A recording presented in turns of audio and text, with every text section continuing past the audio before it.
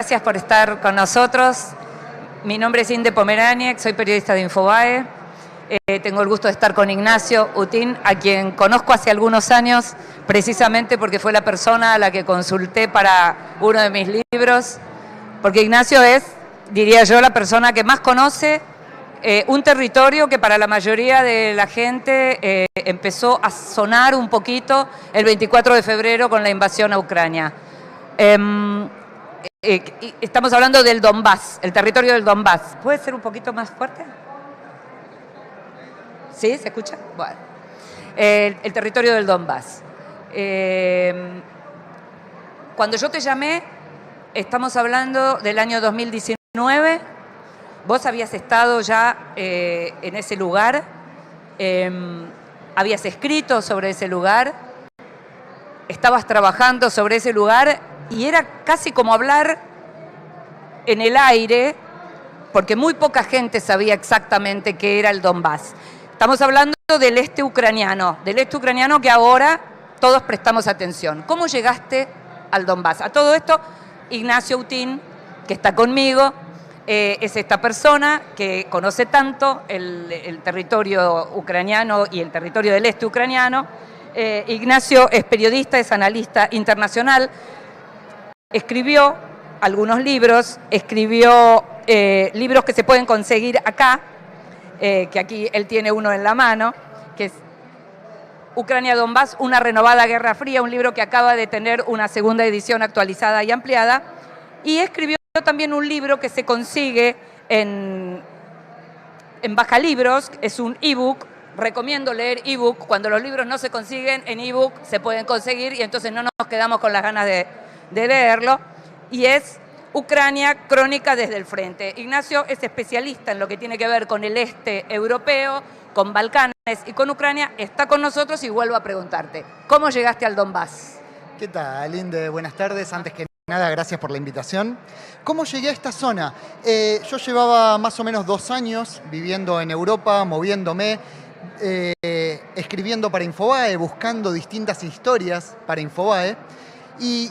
Con la idea en mente de buscar historias originales, historias que no se hayan contado, terminé en el este de Ucrania. Yo ya sabía que Ucrania estaba en guerra desde 2014, pero la guerra en el Donbass, en el este ucraniano, fue muy activa entre 2014 y 2015, y a partir de 2015, con el segundo acuerdo de Minsk, un acuerdo que se firmó entre distintos países para intentar terminar con la guerra, a partir de ese momento la guerra se estancó y simplemente desapareció de los medios. Nos olvidamos de que Ucrania estaba en guerra desde 2014. Entonces a mí me interesaba mucho saber qué fue de eso, qué fue de estos 2 territorios que se autoproclamaron independientes, 2 territorios en el este de Ucrania que el Estado ucraniano no controla, que tienen sus propias banderas, que tienen su propio gobierno, que tienen su propio banco nacional, sus propias universidades nacionales, su propia liga de fútbol. ¿Cómo se vivía en ese lugar en medio de una guerra estancada? Me acuerdo que cuando hablamos yo te pregunté cuestiones que tenían que ver con la vida diaria, digamos, con la vida cotidiana, con las complicaciones que surgían de tener un país dividido, porque para los que veníamos siguiendo en política internacional lo que tiene que ver con Ucrania, sabemos claramente que lo que pasó con la invasión no pasó de la nada, sino que efectivamente hay una guerra que se viene llevando desde el 2014, pero que, y más allá de la historia, a partir del 2004 hay una mitad de Ucrania, por ser, por generalizar un poco, hay una mitad de Ucrania occidental que quiere pertenecer más a Europa, mientras la parte del este está más cercana a la cuestión histórica que tiene que ver con Rusia. Y me acuerdo que me contabas, que yo te preguntaba, y me hablabas de lo que significaba ir desde Occidente a el este ucraniano, la gente que tenía que salir del este para ir a Occidente a cobrar pensiones, las dificultades. ¿Podés contar un poco cómo era esa vida cotidiana, digamos, esos pasos fronterizos dentro de un mismo país? Exactamente. Bueno, si le preguntás a la gente del Donbass te van a decir no es un mismo país. Nosotros nos declaramos independientes, somos 2 repúblicas completamente distintas, no tenemos nada que ver con el resto de Ucrania. Pero para todo el planeta, hasta el 21 de febrero, cuando Rusia reconoce la independencia de estas 2 repúblicas, para todo el planeta era territorio ucraniano. Pero de facto funcionaban como 2 países distintos. y eso significa que hay una frontera entre el territorio controlado por Ucrania y el territorio controlado por los separatistas, y es una zona a la que el Estado ucraniano no puede llegar. No puede pagar jubilaciones, no puede pagar pensiones, no puede sostener a la educación pública. Y a partir de 2014, con el inicio de la guerra, cuando el Estado ucraniano no pudo aportar para salud, para educación, para jubilaciones y demás, todos esos gastos pasaron a ser repuestos por Rusia. Rusia empezó a enviar dinero para jubilaciones, para pensiones, para educación, para salud. Todos los lazos que se cortaron con Ucrania fueron repuestos por Rusia. Y también eso tiene que ver con los servicios públicos, lo que tiene que ver con agua, con gas, con electricidad, con telecomunicaciones, con radios, con internet, con canales de televisión. Digamos que de una u otra forma estos territorios fueron perdiendo contacto, fueron cortando los lazos con Ucrania. Recordamos que es el mismo año, el 2014, en el que Rusia anexa Crimea para Occidente y la recupera para los rusos. Según los rusos, lo que se hace es recuperar un territorio. O sea, es ese mismo año. Y lo que vos estás contando, que uno ha visto en otros países, de pronto conflictos en donde el Estado central no puede llegar, y muchas veces ese lugar es ocupado por organizaciones. Y en este caso lo que vos estás señalando es que es ocupado por otro país, que es Rusia, que hasta el 21 y el 24 de febrero de este año no reconocía de una manera muy abierta estar ahí. Exactamente, yo por eso creo que la guerra que inició en 2014 terminó el 24 de febrero, porque esa guerra que se inició en 2014, que llevaba casi 8 años, esa guerra era entre el Estado ucraniano y las autoridades de repúblicas autoproclamadas con apoyo de Rusia. Pero Rusia siempre negó su intervención. Así es. Nunca envió soldados abiertamente, nunca envió tropas abiertamente. Todos sabíamos que había armamento ruso, que había soldados rusos, que había financiación rusa, pero Rusia no participaba oficialmente. Por eso yo considero que esa guerra no existe más. Lo que inició el 24 de febrero con la invasión rusa es otra guerra completamente distinta a la que había iniciado en 2014. Bueno, para los rusos no hay guerra, tampoco hay operación especial. ¿Qué sentiste vos? No el 21 de febrero, porque lo que uno ha visto es que antes de la invasión lo que aparece es el discurso de la aceptación de la independencia, el reconocimiento de las repúblicas independientes y el esmerilamiento de la soberanía ucraniana. Lo que empieza es, se empieza a esmerilar el lugar de Ucrania como país independiente, como país autónomo, ¿no? ¿Qué sentiste vos cuando finalmente se empieza a hablar de la operación especial que todos supimos y sabemos y llamamos guerra? Yo creo que lo primero que se siente es mucha impotencia, porque lógicamente Ucrania es un país independiente, es un país soberano, es un país que puede tomar sus propias decisiones en base a sus intereses nacionales, pero tiene la mala suerte de estar al lado de un país muy grande, con intereses muy fuertes, con más de 6.000 ojivas nucleares, que no es poco, y que siempre vio a Ucrania como su patio trasero, como el lugar que le tiene que responder, que tiene que seguir las mismas líneas. Y Ucrania lleva desde 2014 un proceso ininterrumpido de alejamiento de Rusia, que tiene que ver con alejarse políticamente, culturalmente, económicamente, y cuando en 2019 se modificó la constitución ucraniana y a partir de entonces hay un mandato constitucional que obliga a cualquier mandatario, sea del partido que sea de las ideas que sea, porque hay un mandato constitucional que obliga a Ucrania a intentar incorporarse tanto a la OTAN como a la Unión Europea, para Rusia es un golpe muy fuerte. Ya no tiene que ver solo con una amenaza a la seguridad nacional rusa, tiene que ver con una amenaza al orgullo ruso. Me están sacando, me están robando a un país que era mi patio trasero, que era un aliado mío tradicionalmente, que era parte del mundo ruso, del Ruski Mir, como se dice en ruso. Eso es mucho más importante que la seguridad. Es un golpe al orgullo nacional ruso. Claro, pero en este sentido no hay manera de legitimar esa invasión.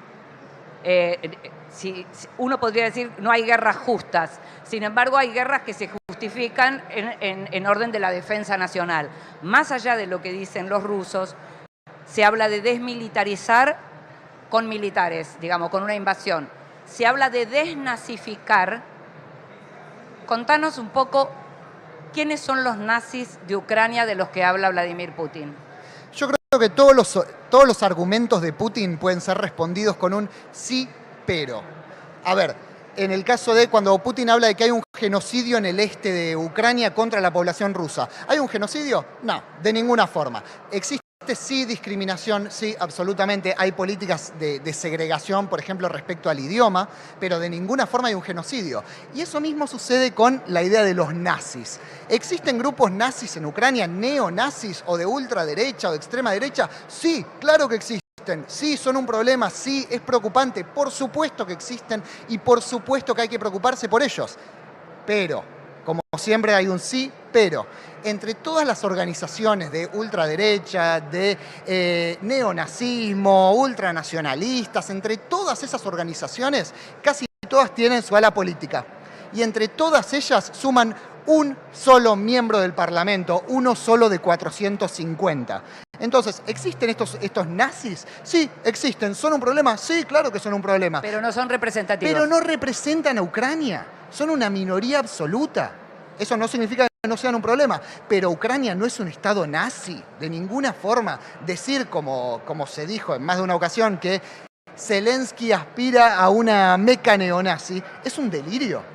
De ninguna forma pero Ucrania es un estado no nazi. solo por el argumento que podemos dar que tiene que ver con que el propio Zelensky es judío, que ya habría una contradicción en sí misma, sino básicamente por esto que estás señalando vos en relación a la falta de representación, digamos, de representatividad en términos políticos de esos grupos, ¿no? Sí, pero de todas formas creo que corresponde insistir con esto. Yo sé que hoy por hoy el principal problema es la invasión, claramente es el tema central del que hay que ocuparnos, de los muertos civiles, de los bombardeos a zonas civiles, pero el día que termine esta invasión, ojalá que sea pronto, pero el día que termine esta invasión, Ucrania se debe una autolectura, se debe una relectura histórica que tiene que ver con el rol de estos grupos neonazis, que tienen mucho que ver con la propia historia de Ucrania.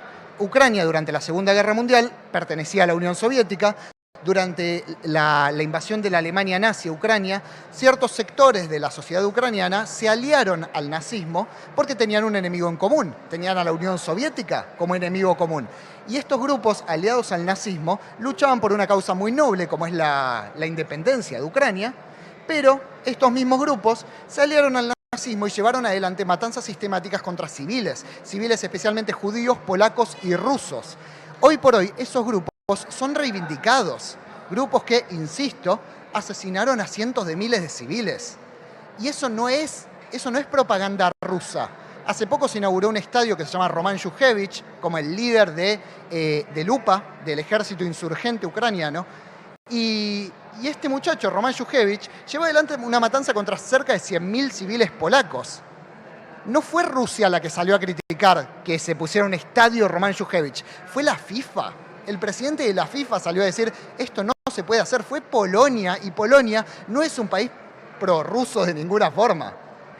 Entonces creo que el día que termine esta invasión, Ucrania se debe una reflexión muy profunda sobre el rol que ocupan estas organizaciones de extrema derecha, ultranacionalistas, pero también el rol que ocuparon, por ejemplo, el ejército insurgente ucraniano hace 60 años. Tenemos que ir medio cerrando y te quería preguntar dos cositas para que me las respondas breve. Uno podría decir que como van cambiando los formatos en este momento, pese a lo inquietante que es o perturbador hablar de Tercera Guerra Mundial, el hecho de que haya tantos países del lado del occidente próspero entregando armas a Ucrania, significa que de algún modo también están peleando, digamos, y estamos en una suerte de Tercera Guerra Mundial. Es una buena pregunta. Yo hablo en mi libro de una renovada Guerra Fría. ¿Por qué renovada? Porque no hay una guerra abierta. No hay una guerra abierta entre Rusia y sus aliados y la OTAN. La OTAN no se quiere involucrar. De hecho, yo creo que fue una de las grandes apuestas que hizo Rusia el 24 de febrero, que la OTAN no se iba a involucrar. La OTAN puede enviar armamento, puede enviar dinero, pero no está enviando tropas. Siempre y cuando no envíe tropas, el conflicto va a quedar circunscripto al territorio ucraniano. Pero el día que la OTAN cambie de decisión, cambia la lógica. Y sin embargo, países como el Reino Unido, como Estados Unidos, están enviando cada vez más armas. Sin ese armamento, Ucrania no podría resistir esta invasión. Estás hablando con esto terminamos, estás hablando de que se está circunscribiendo a Ucrania. Uno lo que ve es que mientras bordearon Kiev o alguna otra capital importante ucraniana y tuvieron que retirarse, en este momento están volviendo a donde uno imaginó que iban a ir, que es justamente el Donbass, y quedarse en el este. ¿Cómo imaginás que esto concluye, si es que concluye? Yo no veo una salida pronta, de ninguna forma, porque lo que demanda Rusia es, entre otras cosas, que Ucrania ceda territorio, que ceda la península de Crimea, que ceda el Donbass, que deje el territorio, que lo regale. Y Ucrania no lo va a hacer de ninguna forma, porque ningún país lo haría. Ningún país cedería tanto territorio solamente porque sí. Pero Rusia tampoco va a ceder. Si ninguno de los dos cede y ninguno de los dos puede lograr una victoria bélica total, Ucrania no puede expulsar a Rusia de su territorio y Rusia no puede conquistar todo el territorio ucraniano, estamos ante un escenario que está condenado al estancamiento, a una guerra que simplemente no puede terminar, al menos en el corto plazo. Chiquitísimo y ya terminamos seguro. Pero puede pasar que, por ejemplo, en el este ucraniano, que eran todos prorrusos, digamos, o una enorme mayoría prorrusa, muchos de ellos, a partir de lo que está ocurriendo en este momento, estén cambiando la concepción. Eso es lo que por lo menos se está empezando a ver. Gente que estaba más cerca de Rusia que de Occidente empieza a ver que aquellos en los que confiaban no eran tan confiables. ¿Lo ves así? No me parece. Si vos te referís a ciudadanos del este de Ucrania, yo creo que a esta altura reciben tanta información tan repetida de nos están atacando los ucranianos que son malos y nos quieren asesinar porque van camino a un genocidio, que es imposible que cambie la lógica. En la República, en las autoproclamadas repúblicas populares de Donetsk y de Lugansk, la propaganda es constante. Como dentro de Rusia. Exactamente. Y es aún peor porque los boletos de colectivo tienen la bandera separatista. Es un estado de propaganda constante como en la Unión Soviética. Entonces no hay forma de que cambie la mentalidad porque no hay ningún tipo de libertad de expresión, no hay ningún tipo de libertad de prensa y hay propaganda constante. Propaganda constante que les dice todos los días a los ciudadanos del Donbass que los nazis van a venir a matarlos. Claro. Entonces es muy difícil que cambie eso. De hecho, ya para ir terminando, traje un imán para mostrarte, que compré en esa zona, que dice Yagarshu Shtoya Nie Ukrop. Ukrop es una forma muy despectiva de referirse a los ucranianos. El imán dice, estoy orgulloso de no ser un ucraniano, palabra despectiva. De eso no hay vuelta atrás. Es muy difícil volver atrás una vez que tenés a un porcentaje muy alto de la población que simplemente odia a Ucrania. Es muy difícil volver atrás. Por eso creo que la guerra no puede terminar pronto. Nos tenemos que ir. Lo que les digo y lo que dice Ignacio tiene que ver con esto de que nos tenemos que preparar para una guerra larga, a la que seguramente ignoraremos bastante, o por lo menos muchos intentarán ignorar, como la ignoraron durante 8 años. Los que quieren saber más tienen los libros, el libro en papel,